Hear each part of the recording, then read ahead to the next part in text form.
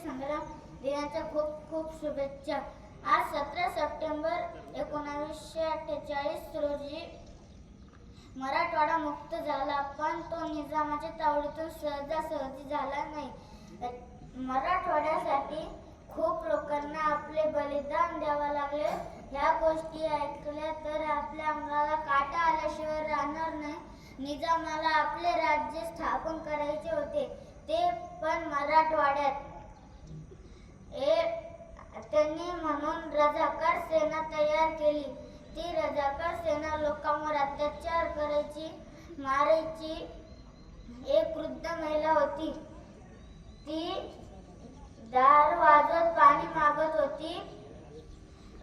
एका बाईने दार उघडले आणि ती पाणी आणणार तेवढं तिचा पती आला आणि म्हणाला, नको देऊ तिला पाणी। त्याची पत्नी म्हणाली, का?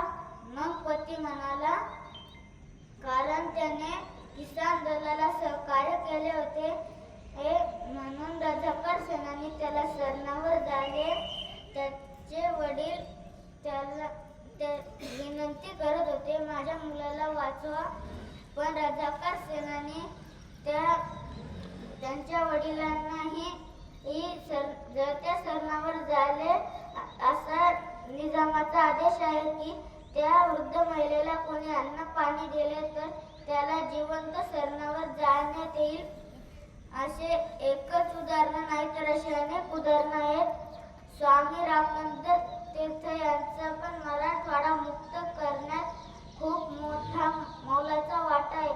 मी जाता जाता फक्त एवढेच बोले, निधडी छाती निस्पृह बाणा लववी नाम